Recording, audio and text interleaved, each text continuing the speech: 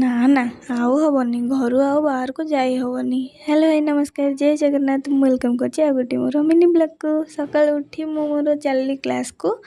ଯେଉଁ ଖରା ହେଉଛି ଭାଇ, ମୋର ଆଉ ଯିବାକୁ ହିଁ ଇଚ୍ଛା ନଥିଲା।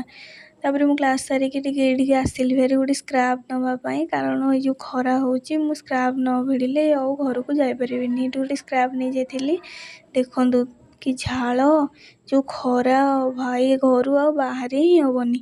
ତାପରେ ମୁଁ ଆସି ରୁମ୍କୁ ଦେଖେ ତ ମୋ ଗୁଡ଼ୁନୁଙ୍କର କିଛି କାମ ଥିଲା, ସେ ବାହାରିକି ପଳେଇଥିଲା ଆଉ ରୁମ୍ର ଅବସ୍ଥାକୁ ବଢ଼ିଆ କରିକି ଯାଇଥିଲି। ତାପରେ ମୁଁ ରୁମ୍କୁ କ୍ଲିନ୍ କରିଦେଲି, ତାଙ୍କ ଆଉଟଫିଟ୍ ରଖିଦେଇଥିଲି।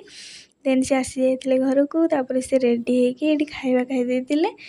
ତାପରେ ଦେଖୁନାହାନ୍ତି କି ଷ୍ଟାଇଲି, ବାବା କହୁଛନ୍ତି ମୁଁ କ'ଣ ସୁନ୍ଦର ନୁହଁ, ମୁଁ କ'ଣ ହ୍ୟାଣ୍ଡସମ୍ ନୁହଁ। ମୁଁ କହିଲି ହଁ ହଁ ତୁମେ ହ୍ୟାଣ୍ଡସମ୍, କିଏ ମନା କଲା, ଯାହାହେଲେ ବି ମୋ ଗୁଡ଼ୁନୁଟା। ତାପରେ ଏଇଠି ଦେଖୁନାହାନ୍ତି କି ଷ୍ଟାଇଲ୍ ମାରିକି ଯାଉଛନ୍ତି, ଦେଖନ୍ତୁ ଟିକେ ଷ୍ଟାଇଲ୍କୁ ବାବୁ ମୋର। ତାପରେ ବାହାରିକି ପଳେଇଲେ। ତାପରେ ମୁଁ ଏଠି ଟିକେ ଟିଭି ଦେଖୁଥିଲି। ତାପରେ ଆମେ ଖାଇ ଦେଇଥିଲୁ। ରହୁଛି, ନମସ୍କାର, ଜୟ ଜଗନ୍ନାଥ। ଭିଡ଼ିଓଟି ଭଲ ଲାଗିଥିଲେ ଲାଇକ୍, ସେୟାର, ସବସ୍କ୍ରାଇବ୍ କରିବେ।